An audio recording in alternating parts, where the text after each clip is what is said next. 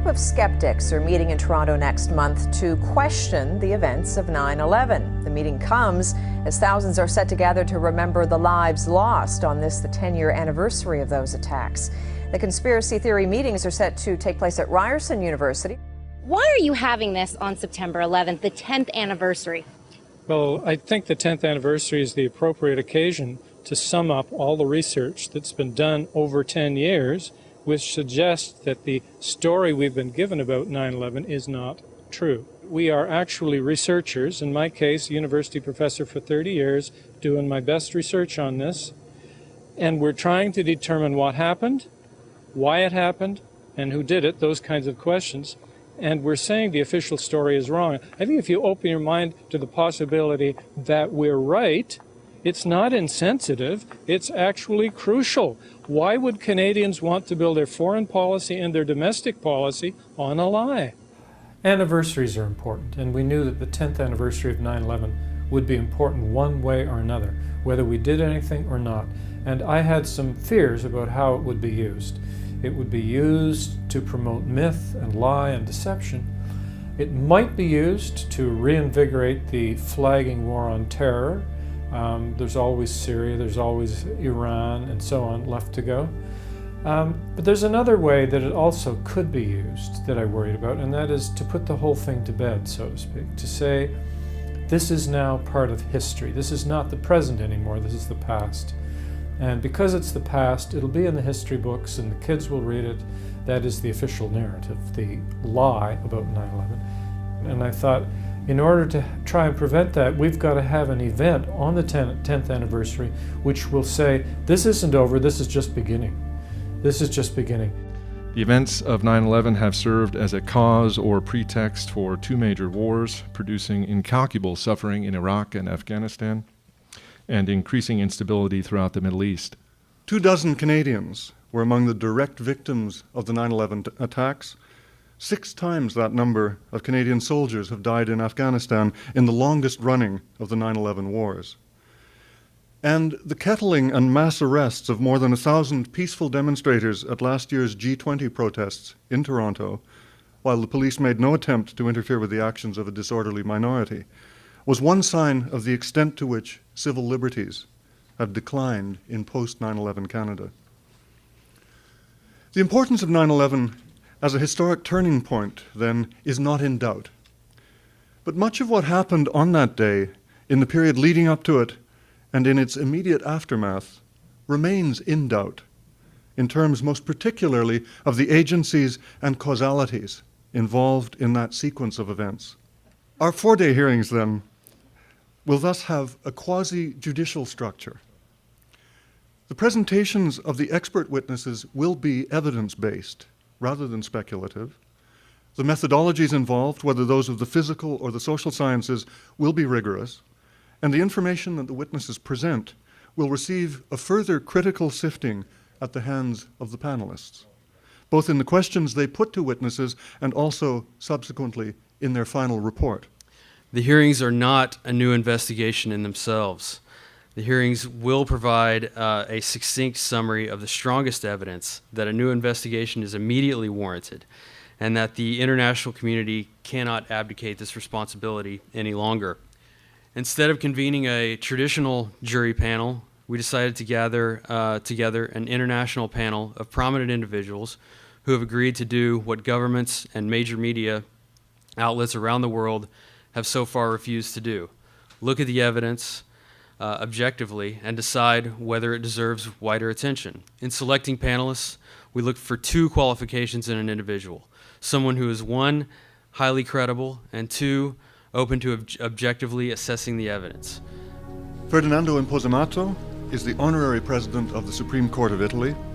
As a former senior investigative judge, he presided over major terrorism-related cases, including political assassination.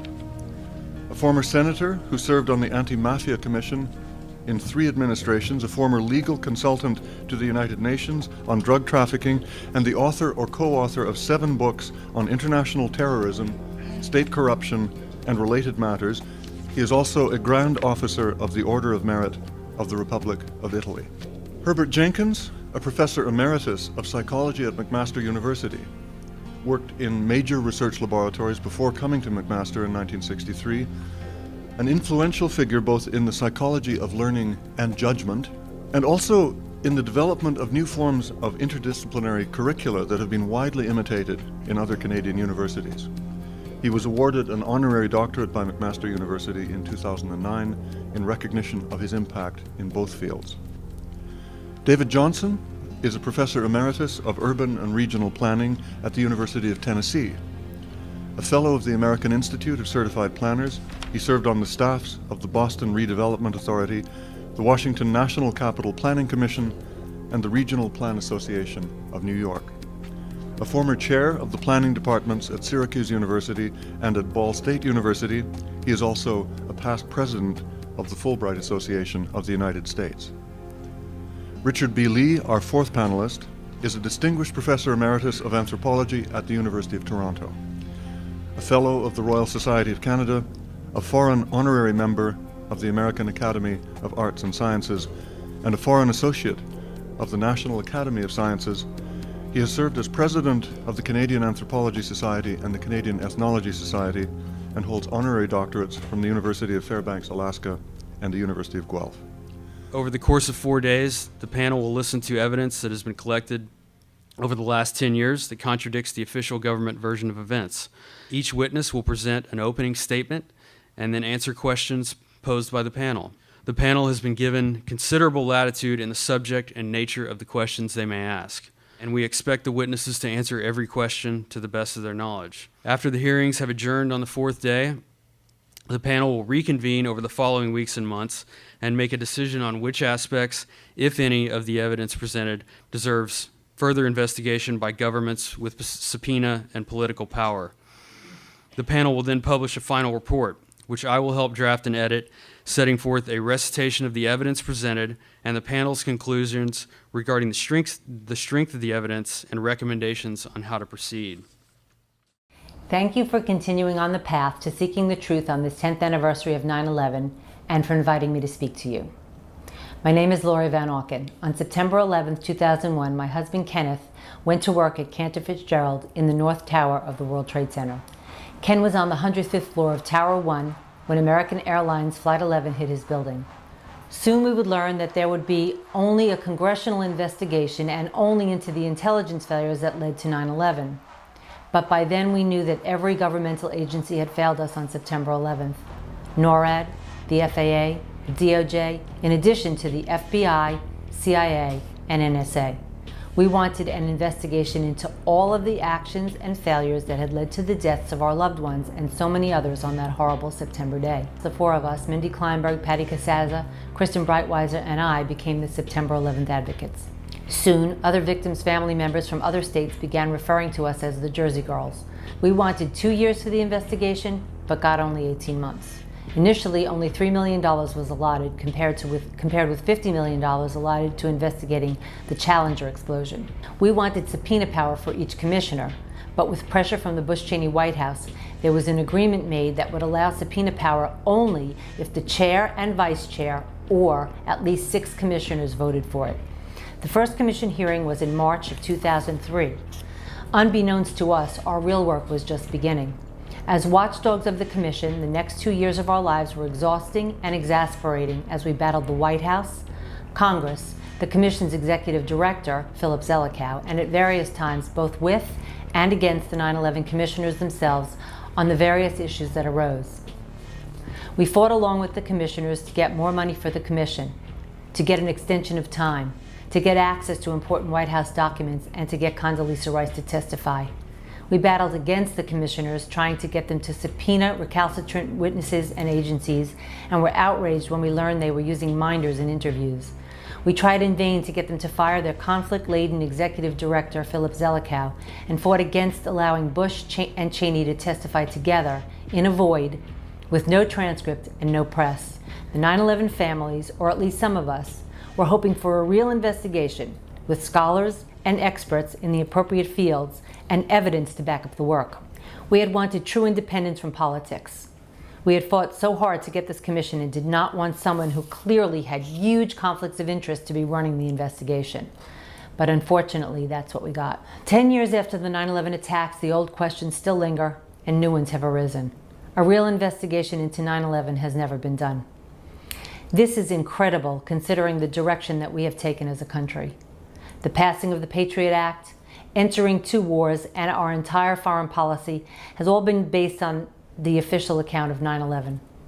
The proper place for the 9/11 proceedings would be a courtroom with subpoena power, rules for swearing in witnesses, and established protocols for handling questioning, cross-examination, and evidence. And ultimately, one would hope, real accountability for the actions that led to the deaths of so many.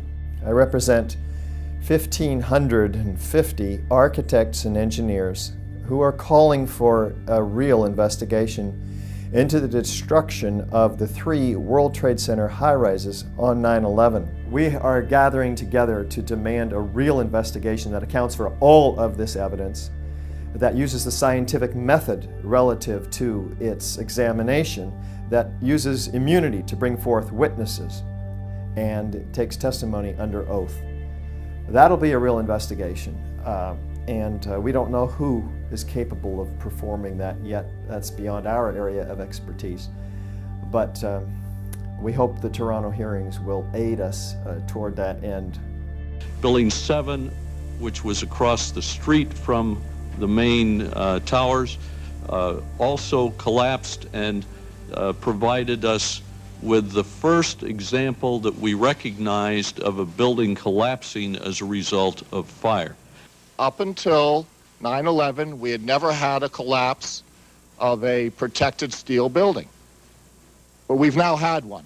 We now need to look and see what occurred. Fire is an organic process. It moves through a building every 20 minutes or so. Burns out one area, looking for fresh new fuel sources. So when a building falls due to fire, and by the way, you'll note that never before in the history of skyscrapers have we lost one due to fire, but say in a wood frame building, the building will begin to fall over asymmetrically, not straight down through the path of what was the greatest resistance. We have over 100 examples of very hot, large, and long-lasting fires in steel frame skyscrapers. Not one of them has ever collapsed.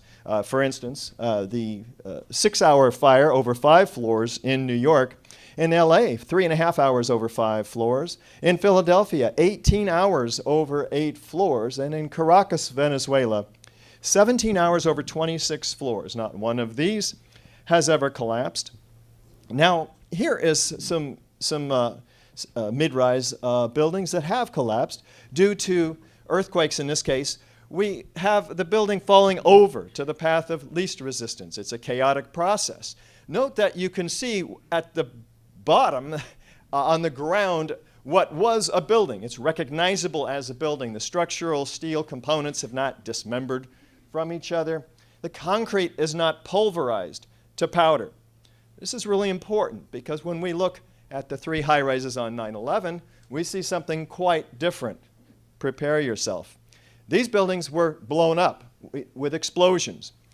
There's thick, billowing, enormous clouds of pyroclastic-like smoke with suspended solids from the pulverized building materials and concrete. Let's take a look at controlled demolitions where explosions can be harnessed quite efficiently.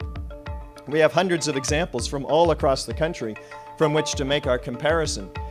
Because this is how we use explosives to demolish high-rises. So this is what a high-rise looks like while it's being demolished with explosives. Controlled demolitions can be engineered in many different ways. Normally the purpose is to bring a structure down while avoiding damage to adjacent structures, and to do so quite efficiently, economically too. Typically a tall building like these are demolished by placing thousands of cutter charges throughout the columns and beams in the building and then detonating them in a very precise order, progressing outward and upward, synchronistically timed floor by floor. Destroying the inner columns allows the weight of the building to pull the exterior inward, and destroying the building from the bottom up allows the weight of the building to be harnessed to do some of the destruction. So the result is an implosion like you see here, producing a vertical, symmetrical collapse at nearly freefall acceleration into a consolidated rubble pile that's broken up and ready for loading and shipment. Let's listen to Dan Rather narrate this as we take what may be our first look at World Trade Center 7's collapse. Now, here we're going to show you a videotape of the collapse itself. Describe that. Now we go to videotape, the collapse of this building.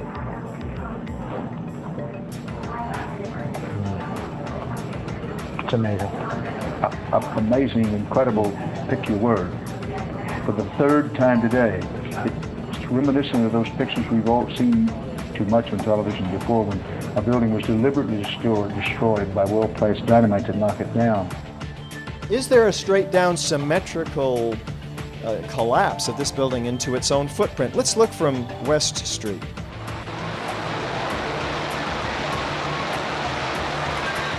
I'm not quite convinced yet, though. Let's look at side-by-side comparison here. On the left is World Trade Center 7. On the right is a known controlled demolition. Is there any similarity? Is there enough similarity to warrant an investigation into the possible use of explosives, particularly given that every high-rise that has come down with explosives, and that no high-rise has ever come down due to fires? They claim that they considered explosions, and they ruled them out based on the fact that they were not credible because they weren't loud enough. And that was their criteria, that was their justification for not looking at data about explosions. Well, there's lots of evidence of explosions. And if you think about it, there's lots of ways that explosives could be used to take out a building. Instead of completely cutting a column, they might have cut the joints, they might have blown the bolts, they could have done all kinds of things as methods of taking out a column. They could have used incendiaries to take out the column more slowly and weaken the building, and so any last-minute blast was just a minimal thing to do the final breakage and so forth. But there's a lot of ways that you could tailor how noisy the actual process ended up being. So they're using a very high threshold of sound as their criterion for what's even going to be considered in their research. And so they just flat out did not look at explosives, period. There is really no question. It's a classic demolition. All support has been removed and the building falls straight down. We've seen it many times, always and only as a result of demolition. This is a profile of the World Trade Center Building 7. It was a tall trapezoidal-shaped building. It's situated a little more than 100 meters north of the North Tower across Vesey Street. It's 47 stories or 174 meters or 571 feet tall. Its footprint is basically the size of an American football field. It has 58 perimeter columns and 25 core columns, and it was a massive building. The 23rd floor housed a specially reinforced bunker for the New York City Office of Emergency Management. The tenants of the building in 2001 included Solomon Smith Barney, the IRS Regional Counsel, the U.S. Secret Service, the DOD, CIA, New York City Office of Emergency Management, Security Exchange Commission, and several banks and insurance companies. Needless to say, it was a very security-minded place.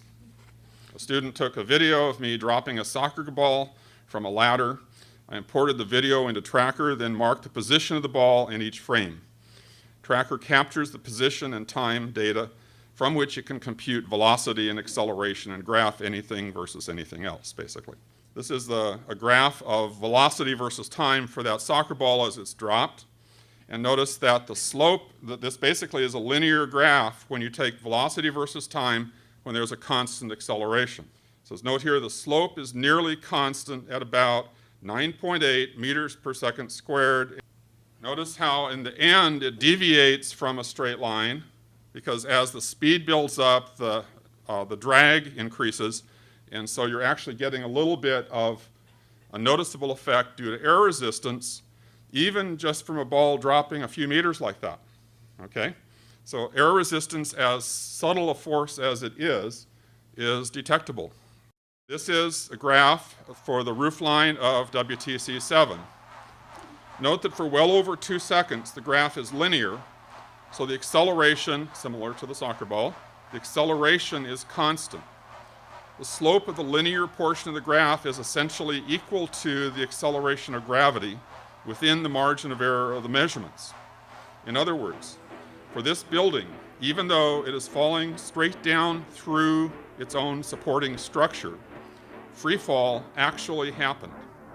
Notice also that there's a sharp onset of free fall. The building is holding steady, then it simply lets go. In the approximately 2.5 seconds of free fall, it falls over 100 feet, the equivalent of about 8 stories. Free fall is motion under the influence of gravity alone. All resistance must be removed. Some people argue that the resistance in the case of WTC-7 was not significant because the falling mass was so great. It's true the falling mass was great, but the strength of the supporting structure was even greater.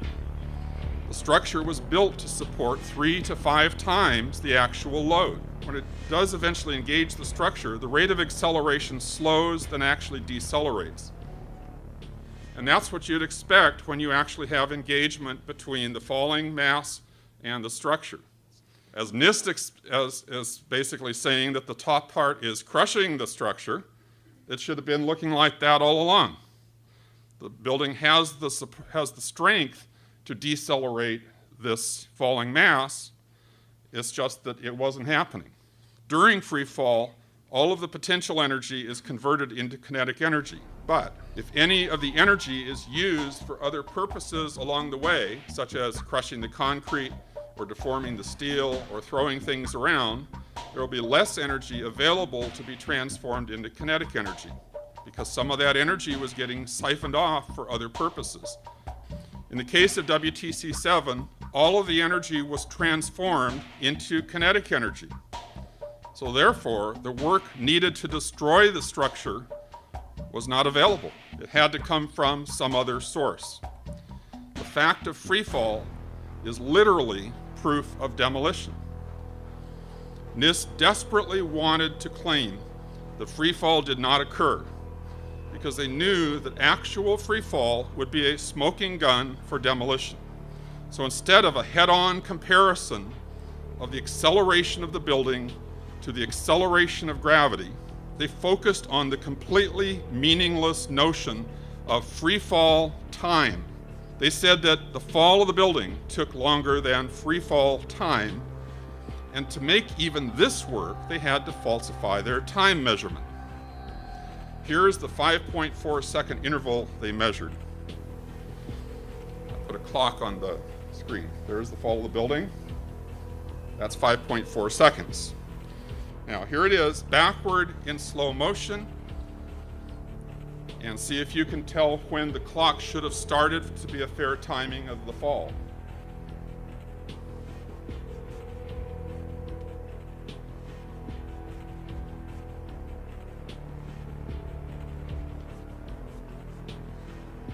That's when they started the clock. Then they put their graph in a box which they divided into 3 stages. The real fall of the building starts in stage 2 and continues in stage 3. However, they tack on the erroneous early measurements as stage 1. They put a smooth curve through the data, which has absolutely no physical significance, except to spin their results to look like a single smooth continuous process. The overall time for their 3 stages is, as you guessed it, 5.4 seconds. But they did one more thing. Amazingly, someone at NIST added a nice straight red regression line through their stage 2 data. They even gave the equation of the line. It shows that the slope is exactly equal to the acceleration of gravity. So that red line is a flat out absolute admission of they're even closer to the acceleration of gravity than my measurement. They were right smack on the money. They're on that number for this accepted as acceleration of gravity in feet units, okay, 32. The red line on this graph means that NIST acknowledges WT7 came down without resistance and without doing any work for over 100 feet. It means all support for 8th stories was suddenly removed by something other than the falling mass. It literally means that NIST's final report confirms WTC-7 had to have been a demolition. The NIST WTC-7 report has never been peer-reviewed. There's been no forum for critiquing or correcting the final report. This does not constitute science. It is instead an authoritarian declaration by a government agency that demonstrated repeatedly its unwillingness to consider the one hypothesis that could actually account for their observations. This was a 40-story building they've been watching all day. This is like watching the collapse of an active volcano. And the dust from it is not unlike that from a volcano. We are on the phone with New York Fire Department Lieutenant David Restuccio. Can you confirm it was number 7 that just went in? Yes, sir. And you guys knew this was coming all day? We had heard reports that the building was unstable and that it eventually would either come down on its own or it would be taken down.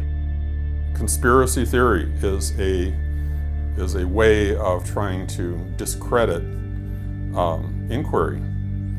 I mean, it's perfectly legitimate to say here is a very, very serious event that occurred. It killed thousands of people right off the bat. It's killing firefighters still today. It's used to justify war. It's killed thousands of American soldiers. It's killed millions of Iraqis and Afghanis. It's literally in the millions.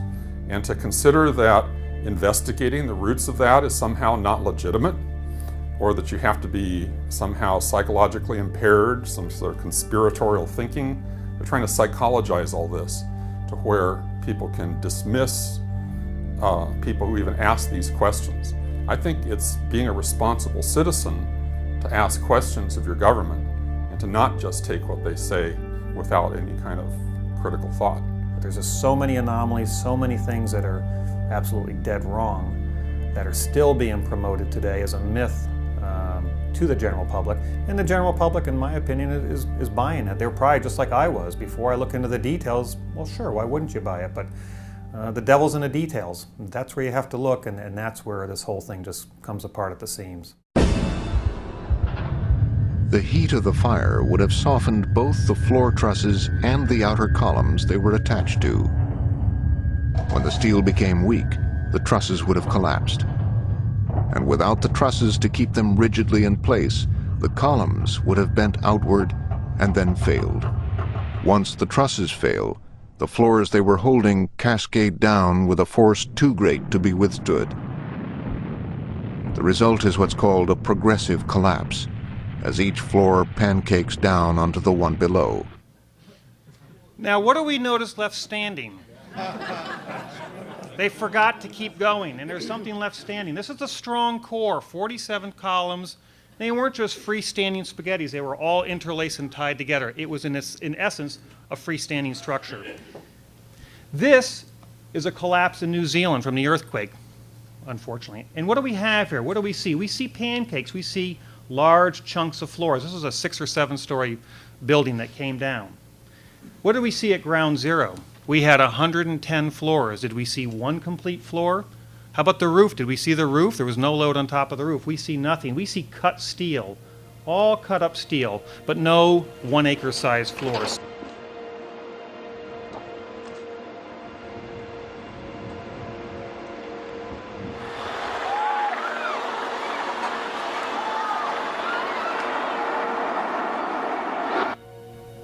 This is just with a sound off, same speed. And I'm going to slow it down here. What do we see? We see them racing down one side. We see the corner still standing, coming down one side only. We don't see entire floors impacting. We see partial floors. What about this corner? Why is that still standing when this is rushed way ahead, dozens of floors ahead? Quite unusual. It doesn't match. It doesn't match what we were told. The one thing that really caught my attention in one of the videos was looking at when the North Tower was coming down, stuff being thrown out to the side, and it seemed like it was getting thrown way out to the side. And there was clearly heavy chunks of material being thrown very great distances. And I literally stopped the video, on the screen, on the television, and took out a ruler and stepped through a little bit of it and I looked up some distances off the internet for the width of the building and everything. And I estimated the speed of ejection horizontally of some of these chunks of stuff. And I came up with an estimate at around 60 miles an hour. And that seemed so anomalous to me. I figured, no way. How do you throw, there had to be tons of stuff that they're throwing horizontally at such high speeds. And this was high in the building. I even figured out at one point that the roof line, the building as it was coming down, by the time the roof line came down to the place where that stuff was thrown out, it was not going even 60 miles an hour then. So this stuff is being thrown horizontally faster than the building is even coming down. This isn't a complete smoking gun by itself. It's very, very suggestive that we're looking at explosions here. This building had 47 massive core columns. At the base, almost solid steel, 52 inches by 22 inches, thinning to 2 inches at the mid-height, and to the lightest part of the structure, up at the top, as little as 3/8 of an inch thick, those steel members. So when you see the building coming down in the videos, realize what we're talking about here.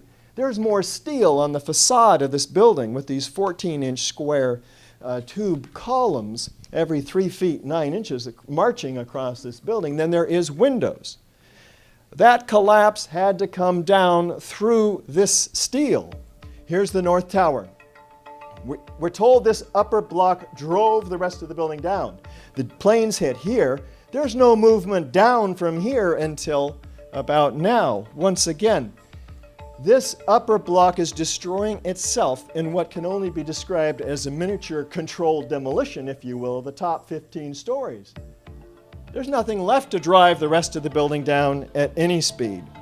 Let's look at the structure. The upper portion is the lightest. The lower portion is the heaviest.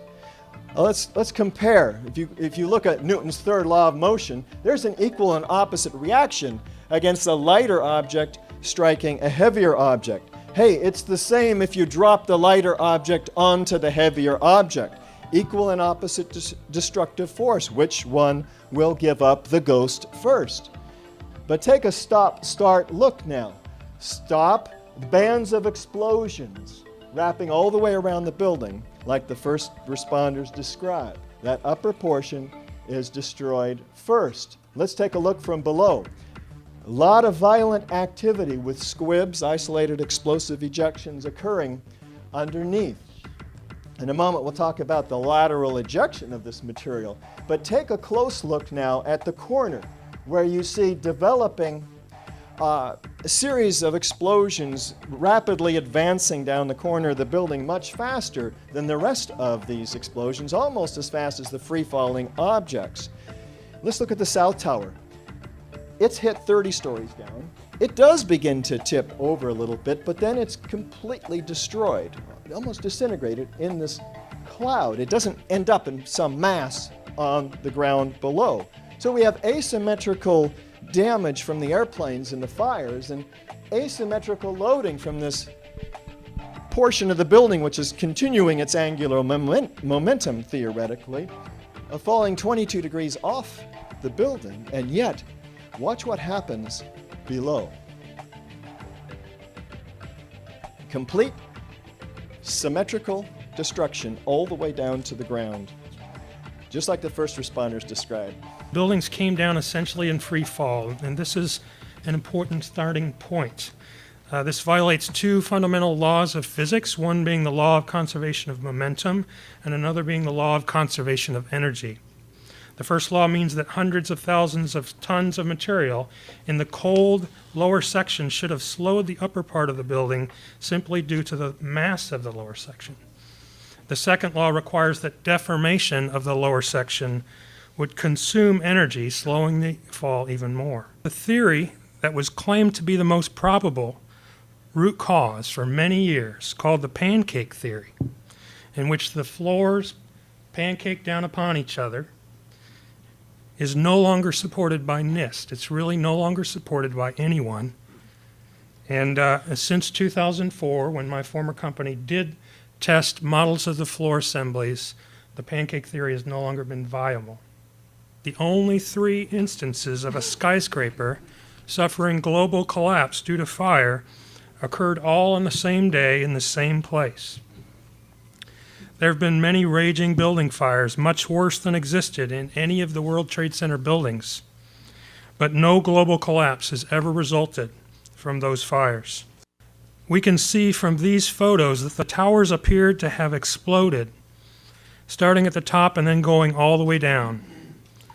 Also, high-velocity bursts of debris shot out from 10 to 30 floors below the collapsed front. At the top of each tower, the debris appeared to shoot upward and outward as much of the solid structure turned to dust. Some large steel column assemblies were shot outward for hundreds of feet. Is this what it looks like when a building is softened or weakened from fire? NIST made the point that in no instance did they report that steel in the World Trade Center towers melted due to the fires. The melting point of steel is about 1,500 degrees Celsius. Normal building fires and hydrocarbon fires generate temperatures much lower than that. NIST reported maximum upper layer air temperatures, that's air temperatures, of only about 1,000 degrees Celsius. In other words, diffuse hydrocarbon fires, such as these, cannot produce temperatures high enough to melt steel. Unfortunately, many prominent media and political figures have suggested that very thing and continue to do so. The fire resistance of tall buildings like those at the World Trade Center is ensured through testing of samples prior to construction. My former employer, Underwriters Laboratories, tested and certified the fireproofing used in the World Trade Center towers, as seen in this quote from the company that manufactured the fireproofing. UL tested the steel components used in the World Trade Center towers to meet the 1968 New York City Fire Code. That meant that the column assemblies had to withstand 3 hours of intense fire, and the floor assemblies had to withstand 2 hours of intense fire in a test furnace. And of course, the biggest problem with this is that one of the towers failed in 56 minutes. Here's the fellow that told me about this testing, Loring Knobloch, who was the CEO when I worked there. He later wrote to me and a few others saying, "We tested the steel with all the required fireproofing on it, and it did beautifully. As we do not do follow-up service on this kind of product, we can give only an opinion on the test sample, which was indeed properly coded, and we tested the code requirements, and the steel clearly met those requirements and exceeded them." And as I said, UL later participated in the NIST World Trade Center investigation, which was a clear conflict of interest. Here's a photo of one of those floor assemblies after the standard method ASTM E119 was performed. During this test, it was held in a furnace at a temperature over 1,000 degrees Celsius for a period of 2 hours. You can see the slight effect. The midsections of the assembly sagged a few inches, but the frame was not damaged and the floor held its load without failure. The weight loaded was twice as great as what was known to have existed in the World Trade Center. These experiments were performed on 4 separate floor models, all of which had less fireproofing than was known to have existed in the World Trade Center on September 11th. Even within NIST computer models, the sagging and pulling effects that NIST explanation depends on were not seen. NIST was simply not able to demonstrate this critical pull-in effect. Physical tests were not done, although that would have been decisive. The computer models did not indicate these forces either. And as a result, NIST made some fraudulent changes to the scenario. All the fireproofing was stripped off a large section of the computer-modeled building, and exaggerated temperatures were applied for twice as long as NIST had said occurred in the failure zones. That is, they applied exaggerated temperatures for 90 minutes instead of 45 minutes. But even then, the pull-in forces were not created in the computer. So NIST did something completely paradoxical. It disconnected the floors before applying an imaginary pull-in force. This is the opposite of science. This is not anywhere near science. No physical test done. The computer models did not give them the answer they want, so they do something completely fraudulent, which is exactly what they did. The National Institute of Standards and Technology, who was tasked with explaining these 3 collapses and who fabricated computer models with falsified input data that they will not give us, the access to verify their results, claiming that it would jeopardize public safety were they to release this information to the architects and engineers who are responsible for high-rise safety. This is NIST's computer model. Compare it to reality. What do you see? I'll point out about 6 things that I see. First of all, it stops 2 seconds into the overall collapse. Why? Well, as you can see, it begins to tip over. Had they gone, they can't even get their own computer models to reflect the straight down symmetrical collapse of an engineered patterned set of explosives. And you can see massive bulging and indentation at the bottom, which is not reflected at all in the perimeter steel frame skeleton of the building. What else do you see? We have a massive set of failures of connections of structural steel framing that amounts to a rate of about 400 per second failing, beginning here, and look, almost instantly all the way up the building. Structural engineers will tell you that an isolated failure in a structural steel system cannot cause an instantaneous set of failures vertically throughout the building. And then NIST claims, well, then that travels laterally. But they don't even show us that. But forget that. Just the fact that we have massive failures in the structural system throughout the height of this building in the first few seconds before the overall collapse, wouldn't you expect to be seeing that reflected all the way up to the top? If we don't take out all 24 core columns and all of the 50 or so perimeter columns at once, virtually simultaneously, what's going to happen? That building is going to fall to the path of least resistance. Asymmetrically, it'll fall over. They're saying that fire-induced thermal expansion of the floor system surrounding column 79 led to the collapse of floor 13, which triggered a cascade of floor failures.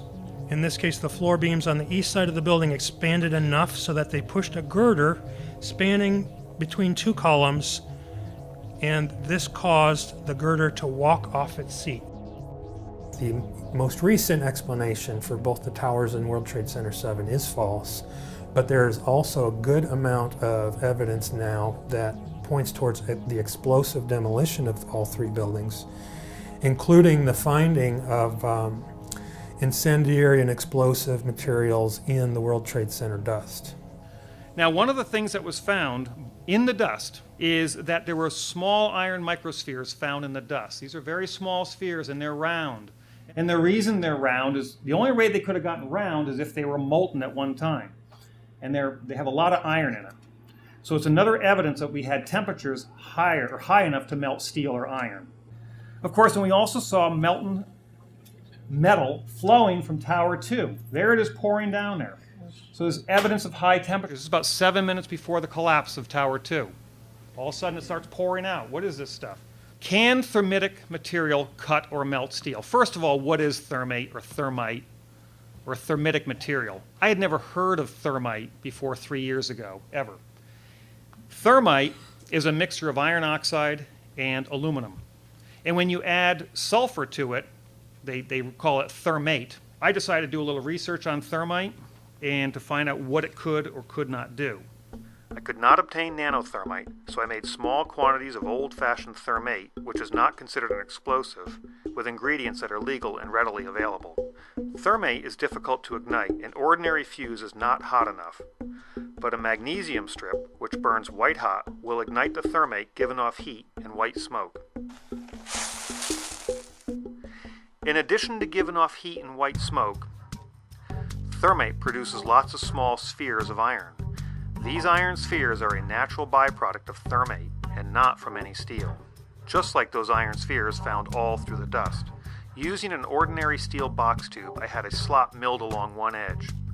Welding the bottom and using clamps on the top to hold the powdered thermate in, I bolted it to a steel beam vertically. I called this device my thermitic box cutter. With only 1.5 pounds of thermate, or less than 1/100th of what the National Geographic experts used for their experiment, Not only was I able to melt steel, but it also sliced a vertical cut. So I made a slightly larger thermitic box cutter and used two 3/8 bolts drilled and tapped on one side of the connection.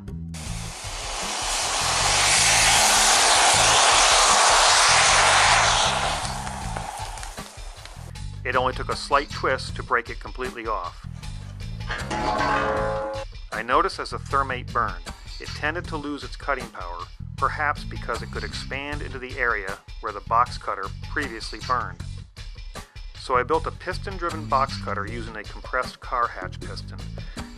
I added sheets of tungsten to minimize the burnout and allow the piston to slide better. I then bolted my contraption to the flange of the column and ignited the white-hot magnesium.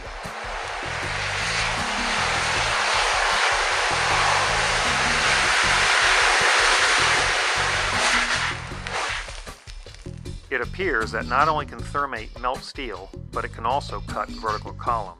Can thermate make pressure pulses and or dust puffs? I guess it can. Can thermate cut bolts?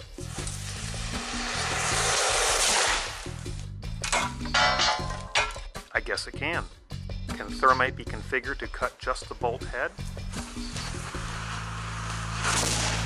I guess it can, and without any evidence on the other side. I had a replica of a segment of the WTC box columns made up, and like the Trade Center ironworkers, I bolted the segments together. It made two sets of my 2-bolt blasters, placing them in the access hole. Let's listen to another eyewitness. It sounded like gunfire, bang, bang, bang, bang, bang, and then all of a sudden, 3 big explosions. Is it even possible that thermate could do this? I guess it is. I made a 4-sided internal box cutter that was split into 2 pieces so they could be inserted inside the column. I think my box cutter blew about 50 feet up, consuming valuable energy and trimming my trees in the process. Nevertheless, the inside of the column was cut about 3/4 of the way through. NIST failed to address the actual collapse dynamics of the World Trade Center towers, and in doing so, they ignored a great deal of the most important evidence related to the fall of the towers. That includes the sudden onset of collapse, the near free-fall acceleration from both of the towers, evidence of explosions and high bursts of debris coming off of the perimeter walls, and a lot of the other evidence of molten metal in the rubble piles and the high temperatures, which I'll speak about today. NIST reported gas temperatures as high as 1,000 degrees Celsius within its report on the World Trade Center destruction. It's important to note that these are gas temperatures, not the temperatures of solid materials. But one problem with the maximum temperature cited by officials is that there are many eyewitnesses who claim that metal had been melted at the World Trade Center, and we know that could not have resulted from these temperatures. Here are just a few of the eyewitness statements that were made. The first one is from a man who worked for John Skilling, the design engineer of the World Trade Center towers. He said, as of 21 days after the attack, the fires were still burning and molten steel was still running. A chaplain at Ground Zero said, I talked to many contractors, and they said they actually saw molten metal trapped. Beams had just totally been melted because of the heat. Dr. Keith Eaton of the Institute of Structural Engineers said, I was shown slides of molten metal which was still red hot weeks after the event. Another doctor from Johns Hopkins School of Public Health said in some pockets now being uncovered, they're finding molten steel. The temperature required to melt steel is 1,538 degrees Celsius, and it's far above the maximum gas temperature cited in the official report. So the solid temperature, evidence for solid temperatures, are much higher than what officials say the gas temperatures were. In a structural fire, steel temperatures lag behind gas temperatures for a number of reasons, including the thermal conductivity of steel, the effects of convection, and the fireproofing that's applied. Achieving a steel temperature of 1,538 degrees Celsius at the World Trade Center would require gas temperatures that are well above 1,538 degrees Celsius and far above the maximum of 1,000 degrees Celsius cited in the official U.S. government World Trade Center reports. I've seen evidence of the previously molten metal myself in the form of metallic microspheres that I've found in nearly all the nearly dozen World Trade Center dust samples that I've examined. Here are photomicrographs that I took of the first examples that I received in 2007. On the left here you can see what the content of a typical World Trade Center dust sample looks like under a microscope. These photos are at 100x. On the right are photomicrographs of particles that were extracted with a magnet from the bulk of the same World Trade Center dust sample. At the top of that, you can see the many metallic-looking microspheres and other droplet-shaped metallic particles. Below that are examples of red chip-like materials and other metal-looking objects. The spheres indicate not only that the iron or silicate was molten at one point, but that due to the small size of the spheres, a violent disturbance of some kind would have been necessary to shatter the molten metal into the small sizes seen. Various explosive or incendiary processes are likely explanations. The result was that the spheres we found were very high in iron and low in other elements. This agreed with the findings of the R.J. Lee group. You can see the trace in the lower section on the left from R.J. Lee and how it matches with the trace on the right from our team. The temperatures required to explain this evidence, listed here, cannot be explained by the temperatures given in the official reports on the World Trade Center. To provide even more corroboration for these findings, we need only look to the official U.S. government report that preceded the current one published by NIST. And it slices right down through that plate, all the way down here. It's tough to see, but it's all concave where it's pushed in. Keep in mind that this thing should be able to survive that sort of outward force. I think the only way I'm going to find anything in this pile is with a magnet. The first report was from FEMA, the Federal Emergency Management Administration. Appendix C of their report provided strong evidence of extremely high temperatures at the World Trade Center in the form of highly corroded and eroded steel samples saved from the buildings after they were destroyed. FEMA described samples of steel that had been thinned to razor sharpness. In some cases, there were inexplicable holes in the steel. The fire engineering professors who found the samples could not come up with an explanation for it. They also could not explain the sulfidation of the steel. That is, steel had been chemically changed at the microstructural level in ways that indicated a chemical eutectic mixture had been achieved between sulfur, iron, and oxygen, causing steel to melt. You'd get down below and you'd see molten steel running down the channel rails, like you're in a foundry. Yeah, like lava. Like lava from a volcano. This is like watching the collapse of an active volcano, and the dust from it is not unlike that from a volcano. Surface temperatures in the debris piles were found to be as high as 750 degrees Celsius a week after 9/11. As you've heard already today, there's an explanation for all this officially unexplained evidence. This explanation is that the thermite reaction was present and occurring at the World Trade Center on 9/11 and afterward in the pile at the World Trade Center site. The thermite reaction is an extremely exothermic chemical reaction between aluminum powder and a metal oxide. The metal oxide is typically iron oxide, which you can see here on the left with a reddish color. The temperature at which thermite burns approaches 3,000 degrees Celsius for some mixtures, which would explain the evidence discussed so far in this testimony. The products of an aluminum iron oxide thermite mixture are molten iron and aluminum oxide, which quickly forms a white dust cloud as it cools. Additives like sulfur improve the burn properties of thermite. I've made nanothermite myself via formulations published by the U.S. National Laboratories. On the left here you see a photomicrograph I took of a particle extracted from the World Trade Center dust. On the right is a photomicrograph of a nanothermite material that I made. And below that's a photo of the ignition of that nanothermite. When we look at the ignition residues, they're strikingly similar to the appearance of the World Trade Center dust particles. that were extracted with a magnet from the back.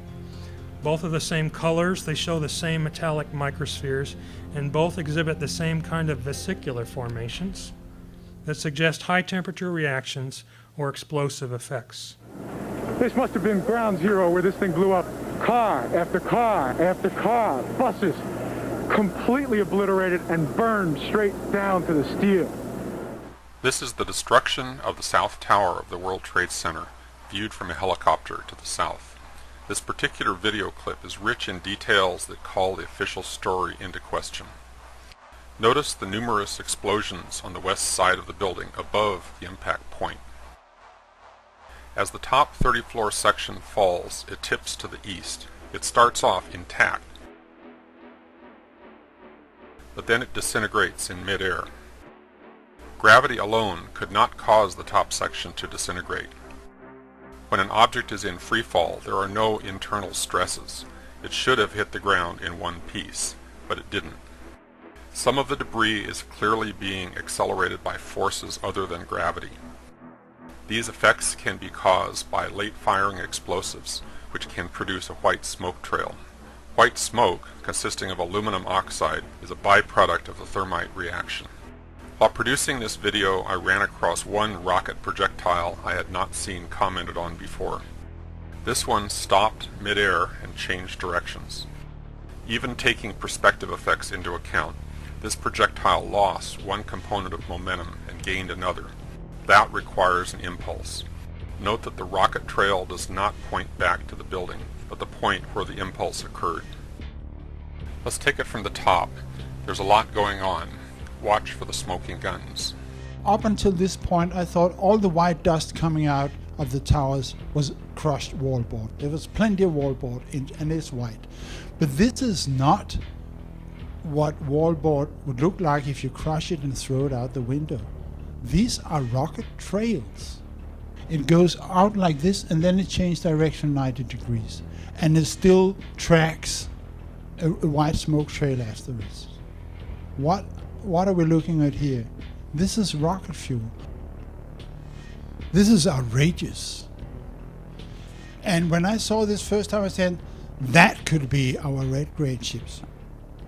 I was asked to join this team of scientists investigating these red-grade chips, and the work eventually ended up in a publication on April 3rd of 2009.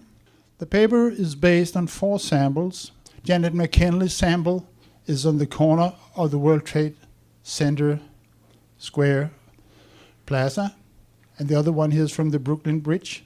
Sample number 3 and sample number 4 is a little north of that. In all 4 samples, we found these red-grade chips. These are the 4 samples, A, B, C, and D. When you heat these chips up, they react.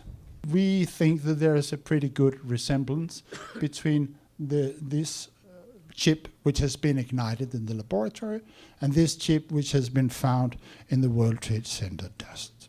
Incendiaries which act by means of heat, they must by necessity be thermitic. And this is what we observed: molten iron in the rubble, molten iron coming out of the South Tower, and these iron spheres being formed, unambiguously indicating that thermite must have been there one way or the other.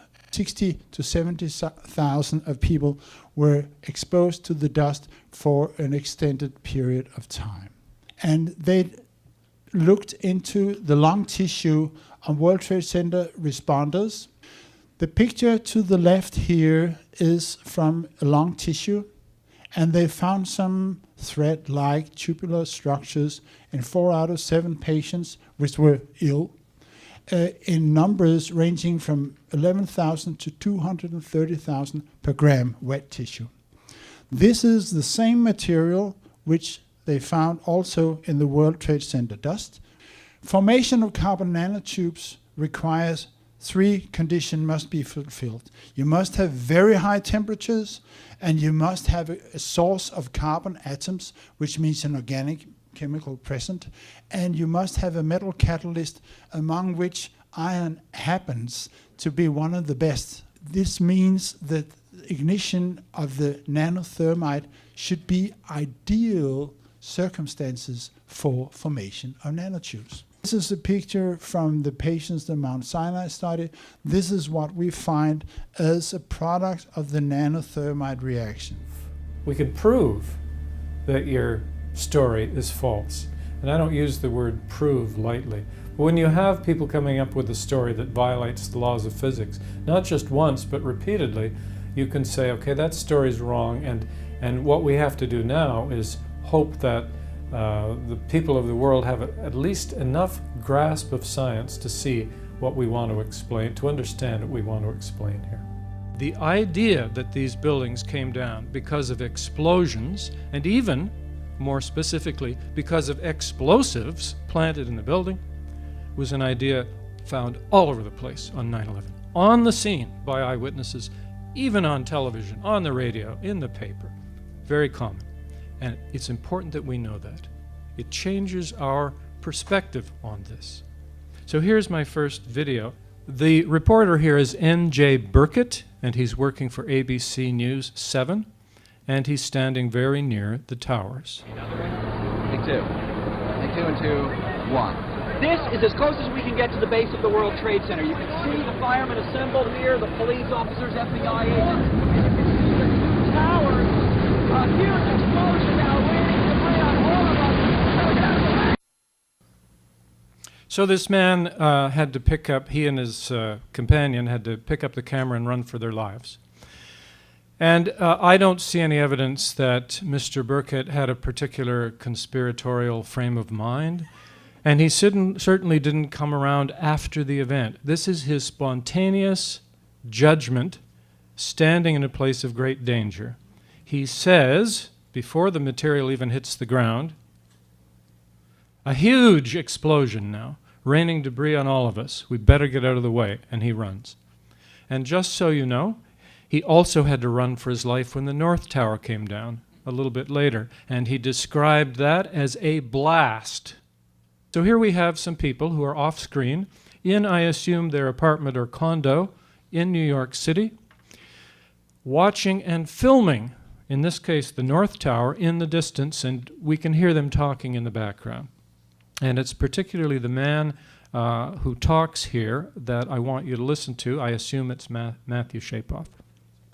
Walking and I had my shoes on and I was about to go out the door, I would have been walking around when this happened. Oh my God! That was a bomb that did that. Oh God, look at that! That was a fucking bomb that did that. There's no goddamn way that could have happened. Again, this gentleman didn't come along after the scene. He made his judgment as the North Tower came down, and he made it just as the debris was beginning to hit the ground. That was a bomb that did that, he said. Now, by the way, I just want to remind you what I'm trying to prove here. I'm not using Shapoff's evidence to argue that controlled demolition took place. I'm not even at that stage of the talk yet. I'm simply making a historic point about history, that there were people on that day who made the spontaneous judgment that these buildings exploded. You want to call your mother or something? We just heard one more explosion. That's about the fourth one we've heard. The two buildings then exploded. They were leveled. But there was another explosion on the far side of one of the buildings from where we're standing. The reverberation and another explosion on the right-hand side. There seemed to be another explosion, and also on the right-hand side. There was also another explosion. We're not sure if that was extra reverberation from what happened at the World Trade Center, or if that was an added explosion. All of a sudden, there was a roll, an explosion, and we could see coming at us a ball of flame stories high. It was blown up. The World Financial Center was blown up. It was an explosion.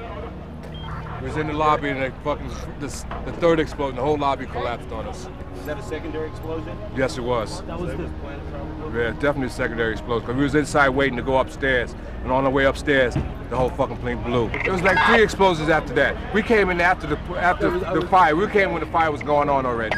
We was in the staging area inside the building, waiting to go upstairs. Then it exploded. Then the whole lobby collapsed on the lobby inside. We watched the first explosion. People don't understand. There may be more. Any one of these fucking buildings can blow up. This ain't done yet. You're in the building trying to help people, and it's exploding on you inside the building. So I don't think it could get any worse than this. We were in the lobby, gathering to go up and start doing a search on the upper floors.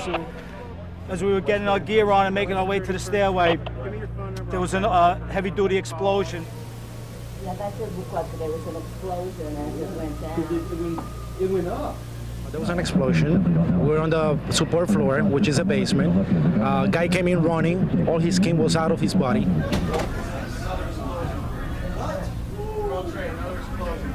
Another explosion at World Trade. It looked like there was a whole bunch of explosions at the bottom, like windows and shit fell out, and the top fell to the right, and the bottom fell to the left. Tower 1 just came down, the whole side of it just collapsed, like it was a bomb inside of it. This whole thing just imploded, like just came down. I don't know whether it's another explosion or a portion of the building falling away, but something major just happened at that building. We just witnessed some kind of secondary follow-up explosion on the World Trade Center number 2, the one that is on the south that is difficult to make out through the debris and smoke. The second tower, the only one that was standing, tower number 1, just we saw some kind of explosion, a lot of smoke come out of the top of the tower, and then it collapsed down onto the streets below. There has just been a huge explosion. We can see a billowing smoke rising.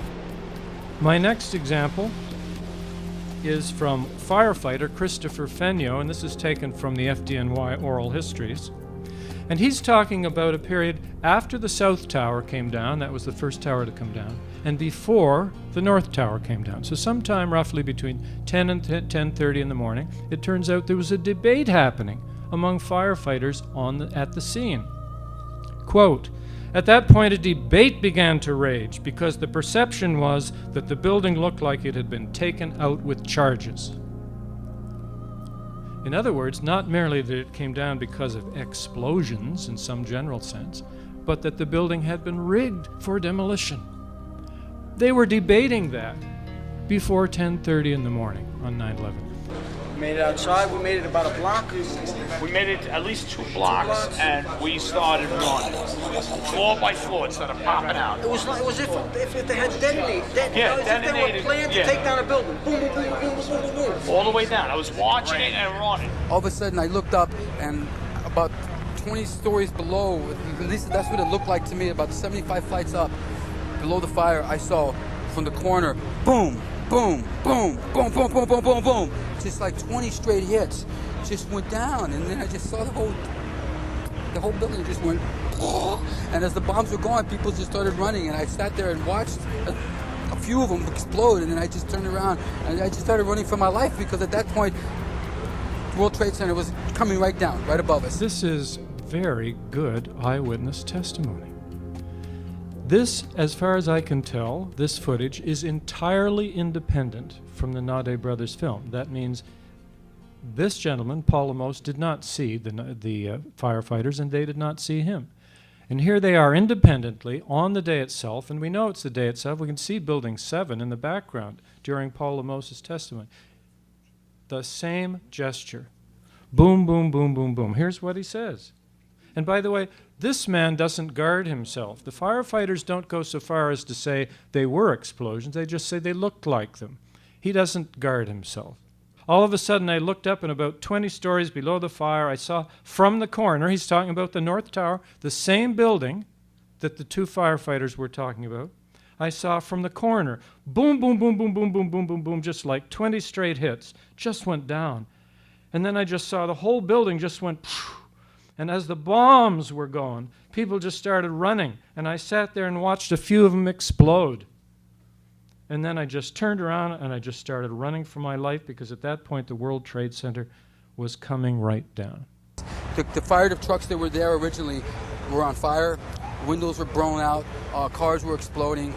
There's big holes in the side of buildings that the explosion fired out to. They told me afterwards it wasn't explosions. I was talking to one of the architects that they pulled in, because he was talking to me about it. He said, "What did you see?" I said, "I saw the fire, and when I looked up, I saw around the 70, because the fire was on the 96th floor. So I looked down, and it happened probably 70, 75, I can't be specific. I looked and I could see the corner, and it just started going pop. It just started going boom, boom, boom, boom, boom. And he goes, how fast? I go, like firecrackers. Now, there's no evidence that Paul Lemos was ready to give up what he believed he thought he saw. But already on 9/11, on the scene, he's being told what he didn't perceive. There is no way at that point that anyone could have claimed to know scientifically that this man had not perceived explosions. Hadn't studied the rubble, the physical residue, hadn't done a comprehensive study of video or still footage, hadn't done a comprehensive investigation of eyewitnesses. How on earth could he make that judgment? But there's more. He's interfering with a criminal investigation.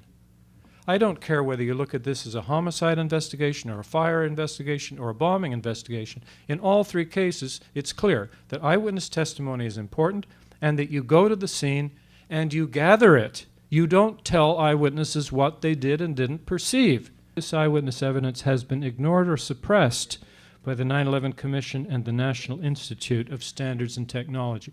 And I can be fairly brief here, because if we ask how many references there are to eyewitness statements about explosions in the towers in the 585 pages of the 9/11 Commission, we find that there is one sentence fragment. They are discussing firefighters who were in the North Tower when the South Tower came down, and this is what they say.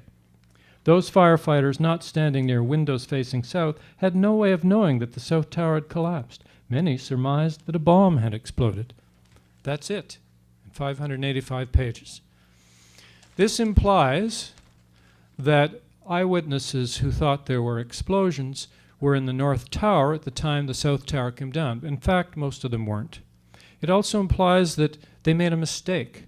And they made that mistake because they had an impeded view. They weren't near a window. They couldn't see what was going on. This is grotesquely misleading. Many eyewitnesses were looking directly at the towers. And I've already showed you examples. So whether it's deliberate or not, this is an extremely inadequate and misleading way of dealing with this important testimony. If we ask about the National Institute of Standards and Technology now, which was given the specific job of figuring out why these buildings collapsed, how many references are there to eyewitnesses to explosions in the towers in the 295 pages of the final report? 0. Not one. Now you need to know that the 9/11 Commission and NIST had access to the same material that I have access to. And yet they both miss my 156 eyewitnesses to explosions, not to mention many other eyewitnesses that are not in my list. Whether that's deliberate suppression of evidence, which would be a crime, or whether it's simply massive incompetence, does not concern me today, because either way, we have an investigation that is thoroughly inadequate, and that's why we need a new one. My son Bobby, almost 10 years ago, died right here at the site of the North Tower. We came up to New York and we did find his body. We took Bobby home that week and buried him a week later on Tuesday the 18th. For years and years, I've been trying to find out what happened that day. A few years ago, I finally ran into the doctor who examined Bobby, and he gave me an outline. He told me not to look at the pictures, but he gave me an outline of all his injuries. And all his injuries were in the chest and in the face. Back of him, no problem. His skull was still intact, but everything was blown off his face. He lost his arm and severe lacerations of his chest. So from what I talked to the doctor, Bobby died instantly. The bottom elevator, the glass, just flames exploded out the front of the World Trade Center. Glass flew everywhere. What happened was I was down in the basement. All of a sudden we heard a loud bang. And the elevator doors blew open. Some guy was burnt up. So I dragged him out. His skin was all hanging off. So I dragged him out and I pulled him out of the parking lot. This was what was left on it. Pulled him out. When I pulled him out, I looked up and the second bomb blew off. Bobby walked into the lobby, or might not have even made it into the lobby, and there was a huge explosion. In an explosion, in a detonation, the air that shoots out from that explosion is supersonic. The gases shoot out in supersonic speed, and then the heat follows it. The 9/11 Commission hearings states that a fireball from the plane hitting from the 93rd up to the 98th floor, because the plane went in on an angle. The idea, again, the commission saying that only a fireball created this damage. The fireball, supposedly that came down, does not have that energy. Remember, every window in the North Tower was blown out. You have an area of 208 feet by 208 feet. It's impossible that a fireball created that damage. So therefore, my thing with Bobby was that he was walking into the towers. There was a huge explosion. It killed him instantly, hit him in the face, hit him in the chest, obviously took off his arm, and that's how he died. And remember, the 9/11 Commission report refused to acknowledge the testimony they got from firemen, from policemen, from the EMS workers of these explosions that were taking place in the sub-basement. And both the 9/11 Commission report and NIST lied about that. The FBI's official 9/11 investigation codename is Pent Bomb. Interestingly, the Pent Bomb codename and the translation of the BOM in the codename for the word bombing was just the other day confirmed again by still FBI Director Robert Mueller in Time magazine just this May 9th. The FBI's SIOC Strategic Operations Center filled to capacity on 9/11 and remained that way through Pent Bomb, the FBI's cryptonym for Pentagon, Twin Towers, and bombing. Now that's very fascinating because the official story, of course, in the 9/11 Commission report and all the media that follows their lead is that bombs really weren't involved at the World Trade Centers or the Pentagon. But the Pentagon, I now know from interviewing eyewitnesses, expected a terrorist attack on the building that morning, but with explosives of some kind. Bomb-sniffing dog teams were at the Pentagon Metro stop at least as early as 7:30 a.m. I've personally interviewed a Fort Monmouth TDY auditor named Michael Nielsen, as well as the very famous Army area survivor April Gallup, for 2 hours with under oath testimony on videotape. And they both stated that there were bomb-sniffing dog teams in the Metro stop. So the Pentagon expected some kind of an attack, apparently with explosives that the dog teams were sniffing for that moment. I was walking on the Pentagon's innermost corridor across the courtyard when the incident happened. I heard two loud booms, one large, one smaller, and the shockwave threw me against the wall. This is one of many photographs that were originally from the Department of Defense that are available on the web. Mechanical engineer Michael Meyer has stated, "It is physically impossible for the C-ring wall to have failed due to the impact of plane debris of any kind in a clean, neat circle. Like the one seen here at the inside of the C-ring is the signature of a shaped charge explosive and definitely cannot be," he said it was impossible, "from an impact from any kind of plane debris." Meyer spent years in aerospace, structural design, and the design and use of shaped charge explosives. If a plane or any object, any impactor, would come in at an oblique angle, which the official story says, and goes diagonally through 3 rings, that you're not going to have a perfectly round exit hole. If it's the front of a fuselage or even a round engine, it would have to impact coming perpendicular to the wall. The official story, of course, says that there is a single exit hole on the inside of the C-ring. This is a graphic taken from the Washington Post immediately after 9/11 from Pentagon sources, DoD sources itself. There are 3 exit holes listed from the Pentagon's own immediate sources to the Washington Post after 9/11, not just one. This is an aerial photograph that the Pentagon provided to all the media right after 9/11. You can see it on the web. This is the so-called official exit hole right here. But there are 2 others that in turn perfectly match these 3 so-called exit holes from the Pentagon's own release data, and here it says exit holes, plural.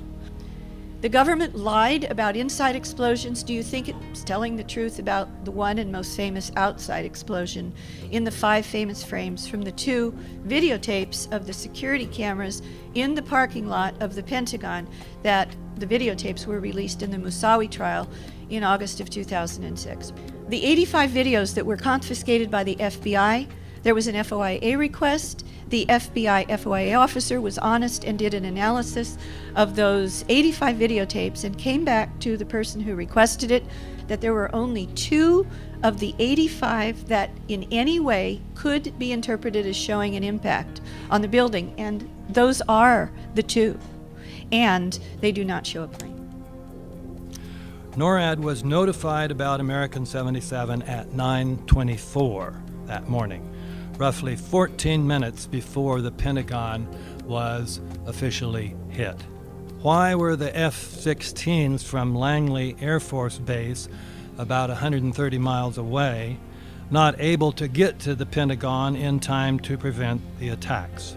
The 9/11 Commission claims that the Indianapolis Center did not notify the military even when, at 8:56, it lost this flight's transponder signal, its radar track, and its radio. The Commission claimed no one at Indianapolis had any knowledge of the situation in New York until 9:20. Television networks had started broadcasting images of the World Trade Center at 8:48. These images included, at 9:03, the crash of the second airliner into the South Tower. Millions of people knew about these events.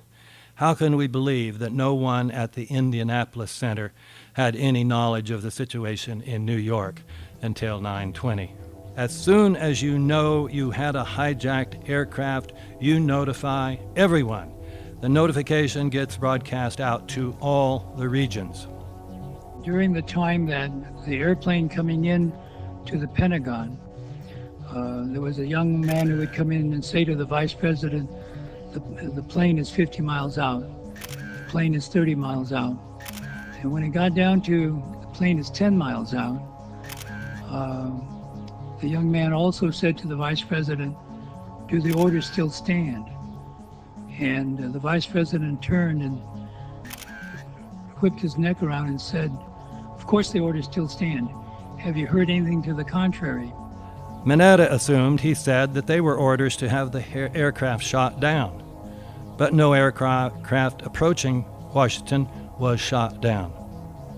Mineta's interpretation also made the young man's question unintelligible, given the fact that the airspace over the Pentagon is categorized as forbidden, meaning that commercial aircraft are never permitted in it, plus the fact that the 2 hijacked planes had already crashed into the Twin Towers. The expected orders, if an unidentified plane were approaching the airspace, would have been to shoot it down. Had Cheney given those orders, there would have been no reason for the young man to ask if the orders still stood.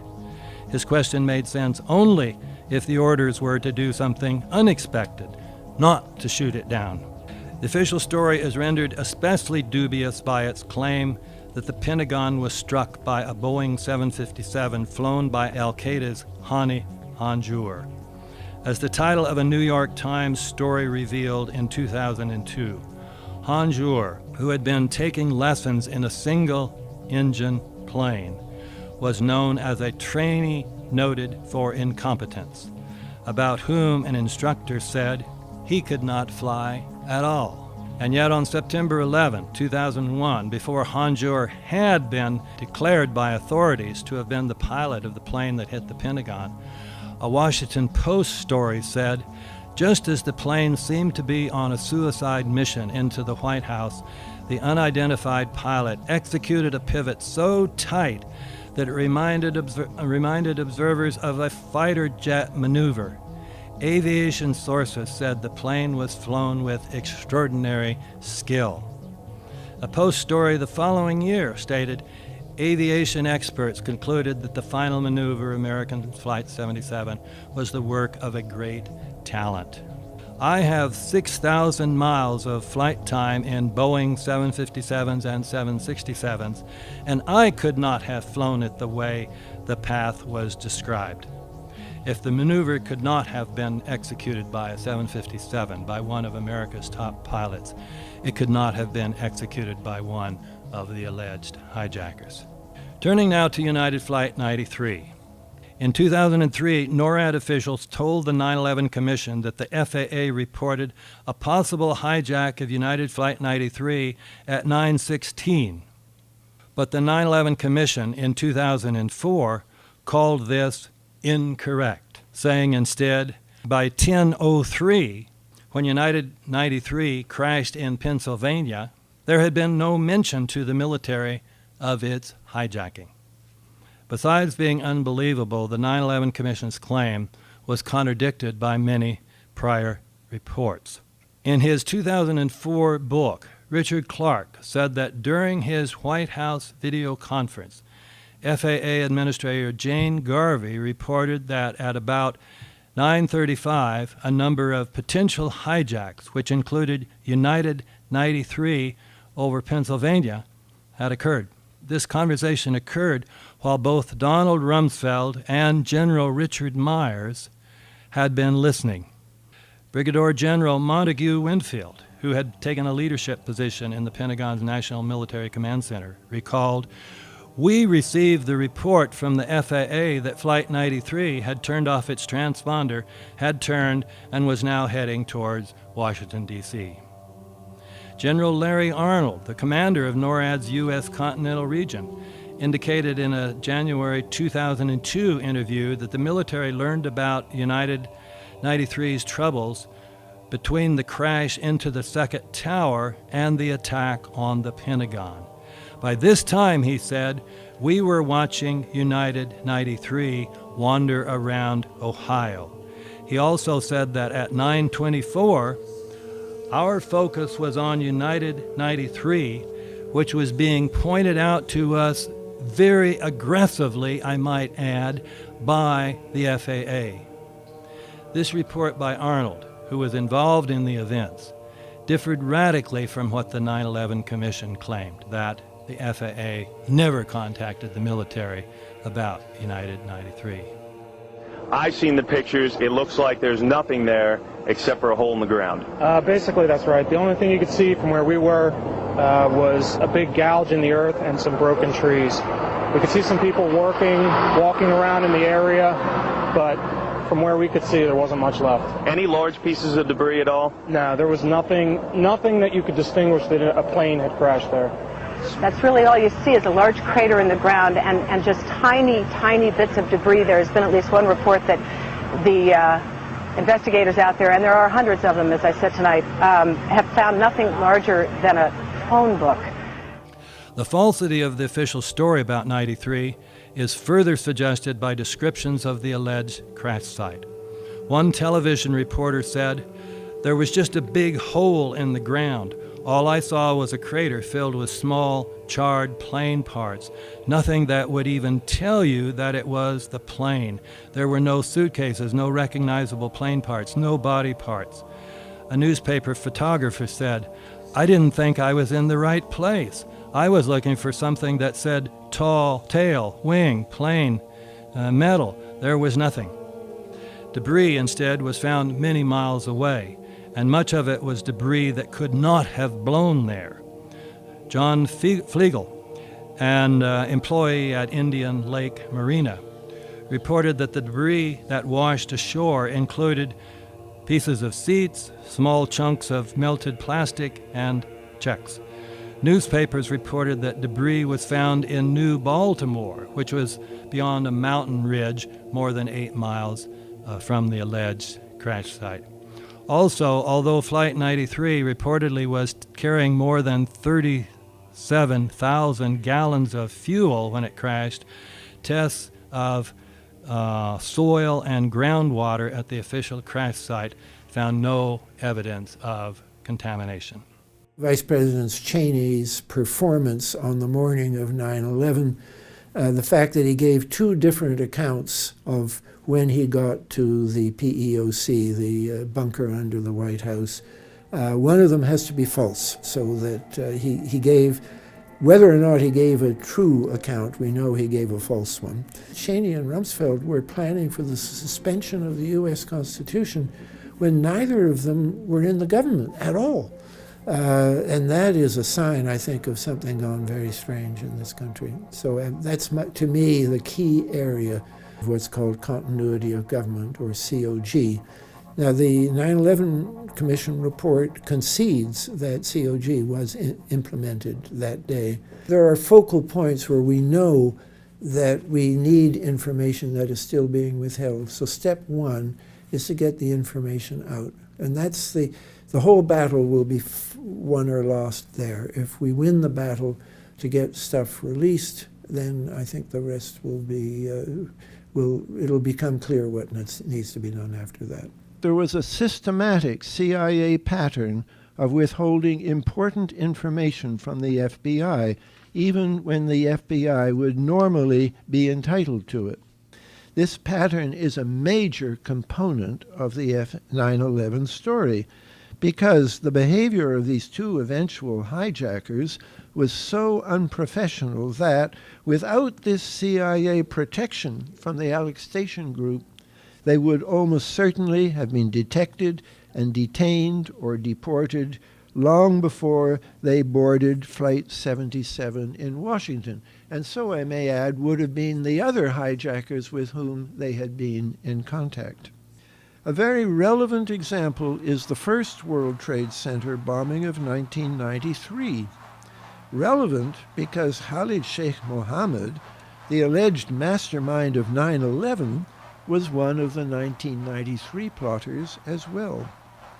The FBI had an informant, Ahmad Salem, among the plotters, and Salem later claimed, with supporting evidence from actual tapes of his FBI debriefings, that the FBI deliberately chose not to shut down the plot.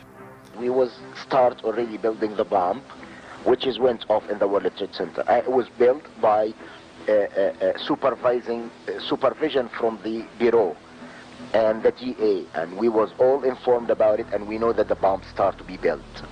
By who? By your confidential informant. What a wonderful, great case.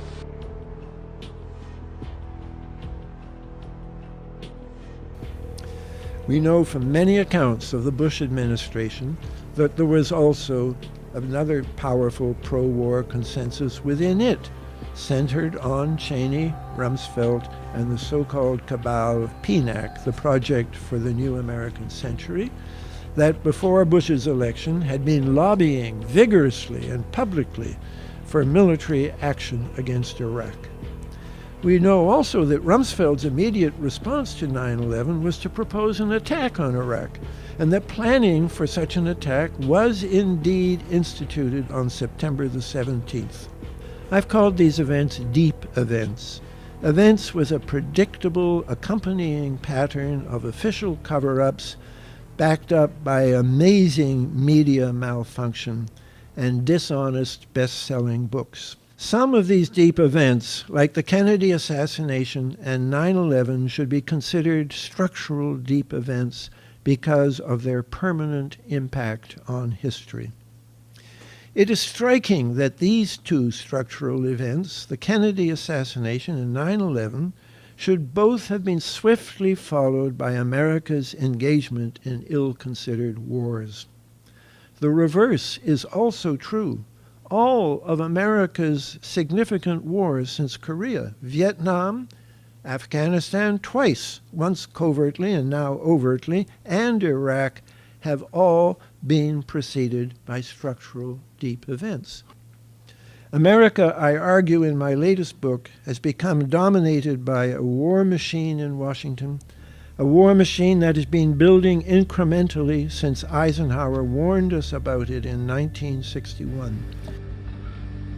We now stand 10 years past the midpoint of a century that has witnessed 4 major wars among great nations. 3 of these involved our own country. We have been compelled to create a permanent armaments industry of vast proportions. Now, this conjunction of an immense military establishment and a large arms industry is new in the American experience.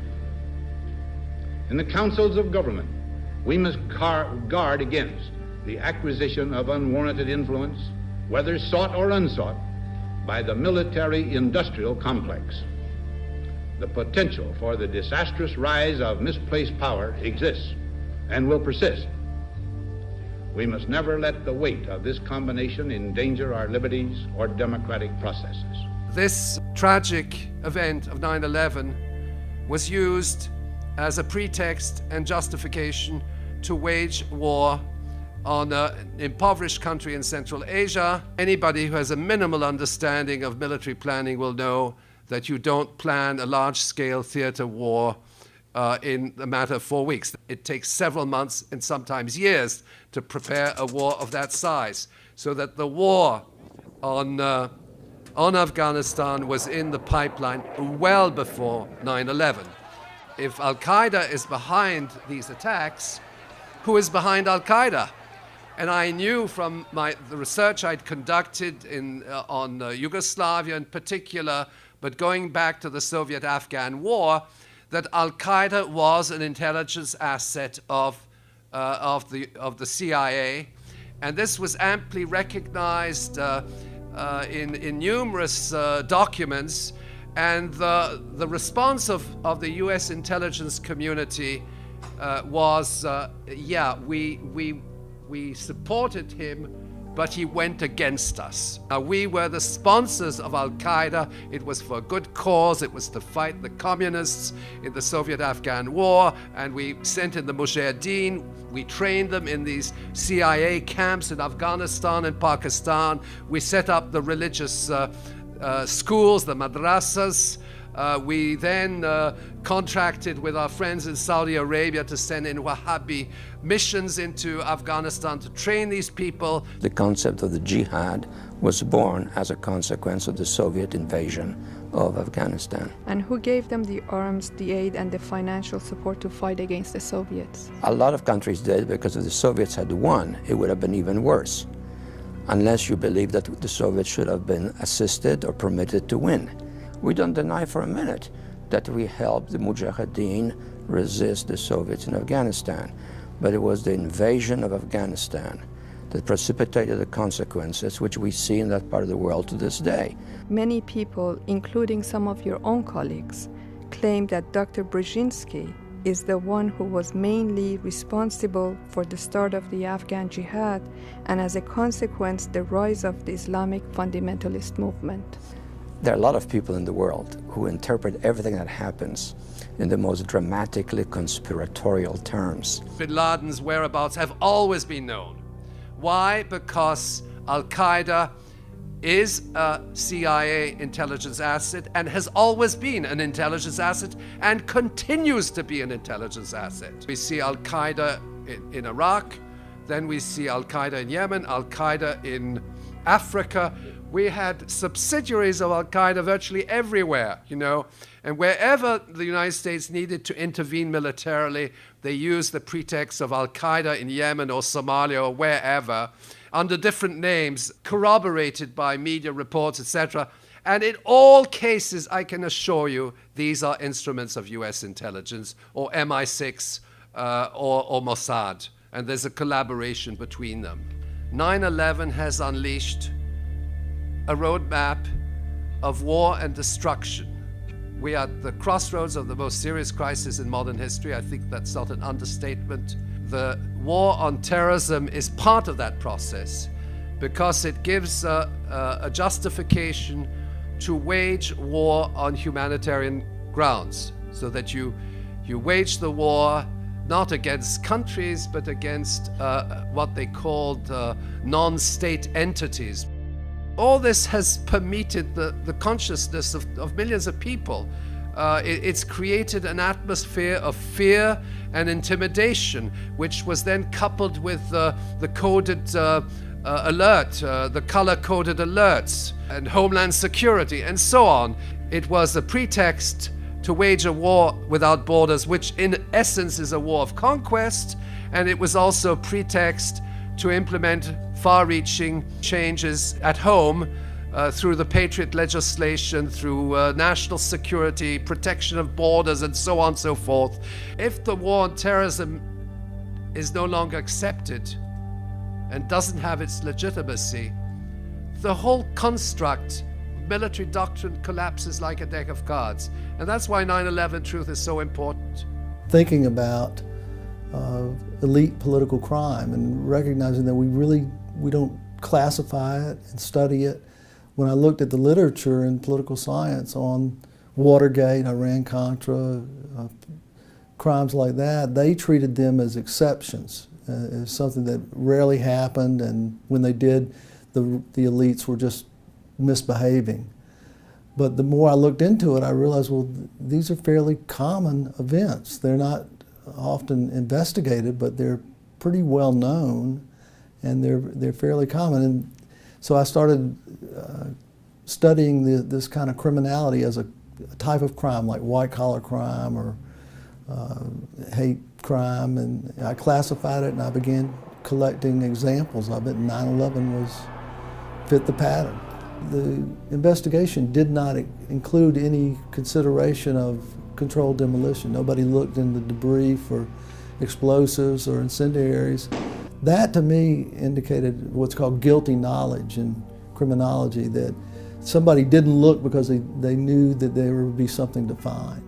One of the things I started studying was the Nuremberg war crimes trials, because there was an example of political crimes being prosecuted. And in the war crimes trials, the Nazis were accused of setting the Reichstag on fire. The main evidence was that immediately there were laws passed. They had a list already the night when the Reichstag was on fire. They had a list of the people they wanted arrested.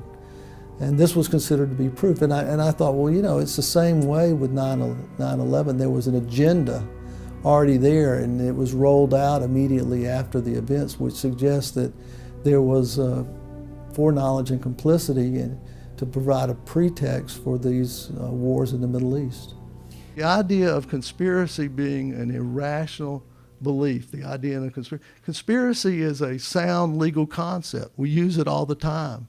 We prosecute gangsters in the United States for conspiring. Conspiracies happen. We know that. Iran-Contra, Watergate. So how can you have a concept that dismisses all conspiracies as improbable or impossible? It also doesn't make any sense. It's an unsubstantiated theory of its own. When people dismiss conspiracy theories, what they're doing is embracing a coincidence theory.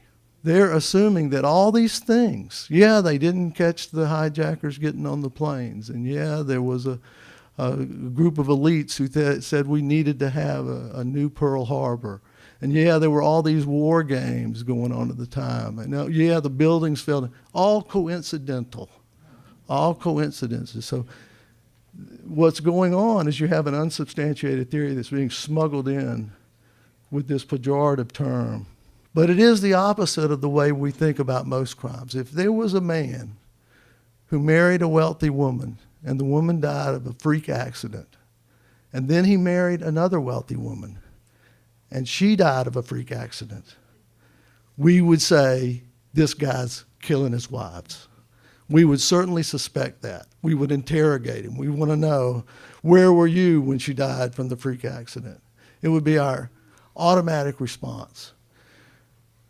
The TV shows on crime use this constantly. They will look for patterns in crimes to identify the suspect. It's just a normal thing. It's criminology 101. And yet when we look at elite political crimes, we see them one at a time. Even when there are obvious connections, like the Kennedy assassinations or the 2000 and 2004 elections. Conspiracy theory is generally fairly widely accepted. If you do public opinion polls and ask people do they believe the official account of the assassination of President Kennedy, overwhelmingly people do not. They believe that there was some kind of conspiracy. The Kennedy assassination was reinvestigated in 1975. The Congress concluded there was a conspiracy, but they didn't know who. It was never prosecuted. The CIA and the intelligence agencies are actively shaping how we perceive events. And we know this because the conspiracy theory concept, there was a propaganda program initiated by the CIA to get people to use that term as a counter to critics of the Warren Commission. I'm just a patsy. I first understood conspiracy theory when they were talking about the Kennedy assassination. And it's the choice between, was it a lone gunman or was it a conspiracy? And And so that's where the term comes from. It doesn't even apply here. The official story is a conspiracy theory in a literal sense, that you have this conspiracy of a bunch of people to make this thing happen. What I'm basically saying, and what most of the people in the truth movement are saying, is yes, there was a conspiracy, but it wasn't a bunch of Arabs that got together and did this. It's basically a bunch of rich, powerful guys in white suits, white shirts and ties and suits and so forth, that are the ones that we should be looking at. There's all the signs that the people who were behind this had to have had connections with military to have access even to the kinds of materials used to bring the buildings down. They had to have access to the buildings to be able to plan it. They had to have access to all the means they have to cover this up. So there's lots of signs that there are people working at various levels in a coordinated manner to make this event happen. It's very hard to convince people that American public officials would do these kinds of things. People just say, well, they wouldn't go along with it, and if they did, they couldn't organize it. It's too complicated. They couldn't organize an action like that and not have it detected. And if they could, somebody would talk and it would get out and we'd know about it. Americans know you can keep secrets. We kept the Manhattan Project secret. That had 100,000 people working on it. They built 3 cities from scratch. One was the 5th largest city in Tennessee. This word never got out. Get this, when Truman became president, he was not told about the Manhattan Project until he had been in office for over a week. So we can keep secrets. We kept secret our decoding of the Japanese and German secret codes. That was kept secret all through the war. The idea that you can't keep secrets among large groups of people is just mistaken. We're looking at the events of 9/11, but we tend to not think of 9/11 as connected to the anthrax letter attacks. I call this incident-specific myopia. So it's a nearsightedness. I think of it as driven, we're like victims, we're like abuse victims. These shocking events are so overwhelming, they loom large in our minds, in our perceptions, and we can't see them as if we were above and looking at a bunch of them. We can only just see the one and then see the other. The human brain is the most complex organism in the body, and thus the mechanisms by which the mind processes, interprets, and responds to information is equally complex. For example, the human brain is composed of hundreds of billions of neurons, each with thousands of synapses, creating a vastly complex and intricate neural network consisting of up to 100 trillion to up to a quadrillion synaptic connections. At any one time, this organ is processing an infinite amount of information, both from its internal and external environment, most of which we are unconscious of.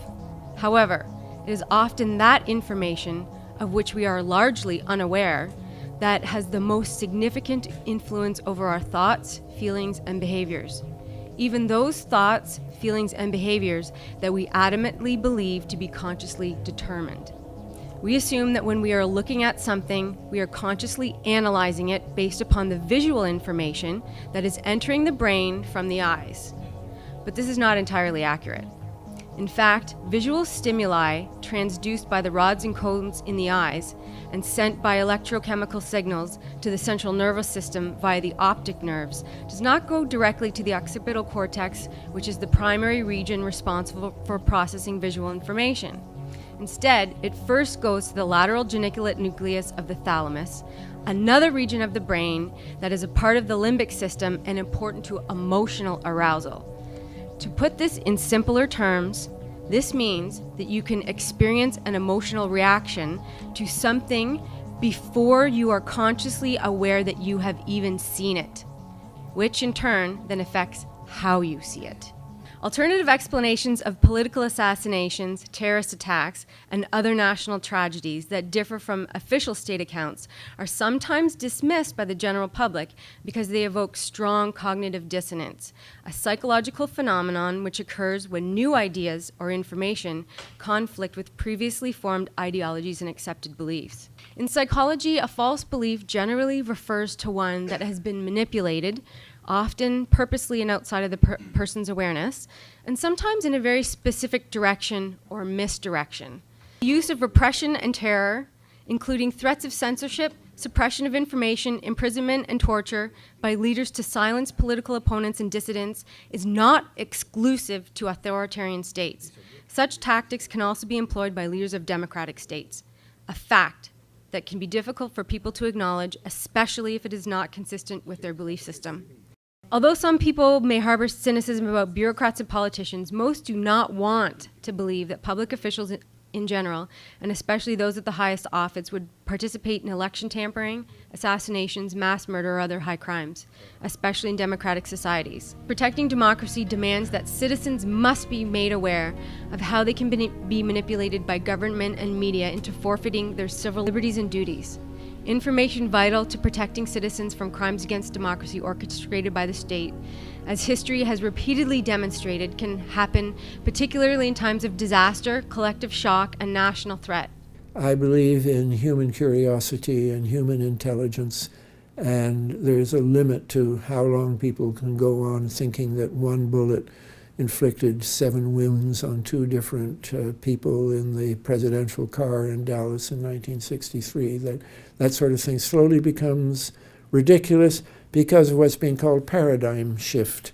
It's not that you persuade the older generation die. And then you have a new generation whose minds have not been distorted by the propaganda campaigns.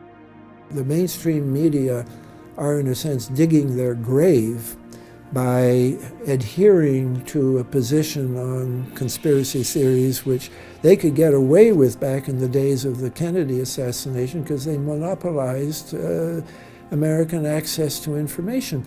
They don't have that monopoly anymore, and they're losing to the internet. And one of the reasons that people are going to the internet and not to the mainstream media, if anyone is curious about 9/11, they know they have to go to the internet. So in a sense, I think that technology has become a great ally for those of us who want the truth. This is a big issue. I mean, it's not just the 9/11, it's not just the buildings or the science or the physics, but it opens up into a very, very huge issue out there. And no one person can tackle this issue. But it's my opinion that if you know about it, do something. Whether you're an artist, whether you're a poet, whether you're a singer, you don't have to be an engineer for sure about this. Matter of fact, most of the more brilliant people out there are not engineers. They're very, very intelligent people that know what's going on. So I like to say, not everybody can do everything, but everyone can do something. You can do your little part to help share what's really going on out there. You need to wake up. You need to look at what's really going on, not just the myth, the propaganda. There are ways to bring about fundamental change in the way people think, in the way people coordinate together with government and so forth. And something of that sort is needed in the United States as much as any other country in the world. What does it take to actually trigger something akin to a revolution in a sense? We have a power structure that's controlling what happens in the US government, that's not operating in the best interests of the people of the United States. It's operating in the interests of corporations and a wealthy elite class and so forth. Peaceful revolutions have occurred. Gandhi in India is, of course, probably the first one that comes to mind. There's a book out there called A Force More Powerful. It's a book and a video done at the same time. I highly recommend it. The video focuses on 6 nonviolent revolutions in the 20th century that were successful. I'm the sole U.S. citizen on this panel, I happen to notice, so I have perhaps a special responsibility here and an obligation. I want to say that I am a proud and patriotic American U.S. citizen. I served in the military. I've been a federal employee. I've represented the United States as a Fulbright scholar in 4 countries. And I think my country has a proud history. Not all of it, but much of it. And we've done some wonderful things. And I have not given up on my country. I was at the original hearings when the Twin Towers were proposed in New York as a city planner. And I supported the building of the Twin Towers proposed by David Rockefeller to keep the financial district in the downtown. It was migrating north, and that's why it was built. I supported it because I felt it made good planning sense, and there was I was well aware of the internal structure of this building. Very interesting structure, unique actually. I had done work in structural engineering. My first degree was in architecture. And so when I saw the videos of the collapse of the building, I said, something's fishy here. And it seems to me that my doubts have been confirmed here. I have found nothing in the evidence that's been presented here to change my mind. I've tried to be a fair panelist, and I went back and reread the 9/11 Commission report. I can tell you it doesn't improve with age. I did my first Fulbright in the Soviet Union in 1978. I'm well aware of what an authoritarian state is like to live in, and I don't want that for my grandchildren. I want my open, free, democratic society back. And so I think we have done a marvelous thing here. We have laid out, with the help of the experts, this evidence, and I think it's a great beginning. The price of empire is America's soul, and that is too high a price. We need to know the past, to understand the present, and foresee the future. Historical truth is very different from official truth. Official reconstruction coming from United States administration has been manipulated. The public opinion cannot accept the inert and careless behavior of the United States authorities. This panel trusts the United States justice and in United States willingness to accept the truth. Nevertheless, if the inert and careless behavior should continue, we would be obliged to start legal proceedings before the International Criminal Court of Hague, according to Article 7. This article establishes the jurisdiction of the International Criminal Court for the crimes against humanity. The International Criminal Court has been established in order to watch over the world people against the crimes committed out of the declared wars. It is not a question of interference, but of justice and solidarity. The task before the Toronto hearings and the 9/11 Truth Movement going forward is to begin to tackle and overcome the heavy inertia of the mass media as its grip on the public, the wider public, the public face of the 9/11 story, which is a mass of mythology hardening into theology and hardening into dogma. There's a massive psychological investment in these myths by the public, even by the public who otherwise may be highly critical of the government of the U.S. and have no illusions about its flaws, but nevertheless are not able to embrace the evidence that we've been dealing with here. One of the rhetorical devices used by the official story is to say that we critics are showing disrespect for the dead. And on the contrary, it seems really important to say that by really seeking the true sources of their tragedy, of their deaths, we are showing real respect for them. Some of the areas that we've thoroughly explored here, and I believe we've drilled down to bedrock on such topics as the physics and kinetics of the collapse of the Twin Towers, which absolutely cannot be explained by the quote-unquote official story. And we're getting really exciting insights on the chemistry of the dust and what it reveals. We have focused on the strongest evidence and reasoned arguments that the official account of 9/11 is not true. Any open-minded person, in my view, who genuinely seeks the truth and is willing to examine the evidence would support a real inquiry with the power to subpoena witnesses and with the political clout to pry loose from a secretive government evidence that they have so far managed to suppress.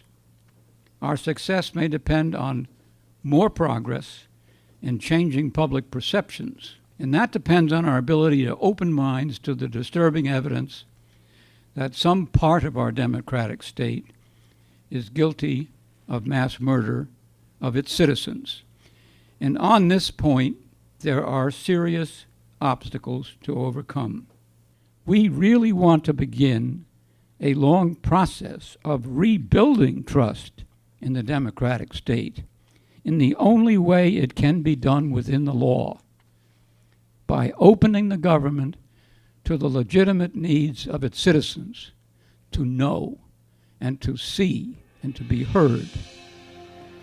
We do not and should not trust a secretive government operating in the shadows, committing atrocities, and using the instruments of power to keep us in the dark. To let the doubts surrounding 9/11 to fester in the dark would lead to the ultimate destruction of trust.